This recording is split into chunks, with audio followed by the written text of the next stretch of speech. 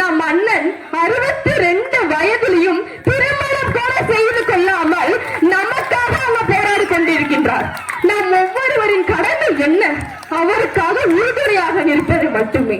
ஆனால் எங்களால முடியாது. இளைஞராக எங்களுக்கு நான் சொல்லிக் கொண்ட ஒரு வாய்ப்பை, தந்த வாய்ப்பை நன்றாக நான் பயன்படுத்தி விட்டேன் என்று கூறி இளைஞர்களாக இருக்கும் அனைவரும் அவருக்காக குரல் கொடுங்கள் என்று பூனையின் வாளாக இருந்தால் நம்மால் வெற்றி பெற முடியாது. சிறுத்தை கூட்டத்தின் தலைவராக இருந்தால் மட்டுமே வெற்றி பெற முடியும் என்று கூறி சிரம் தாழ்ந்து வணங்குவது நல்ல பழக்கம், அதுவே என் வழக்கம். தமிழே என்று என் முழக்கம். பேசி முடிக்கிறேன். நன்றி, வணக்கம்.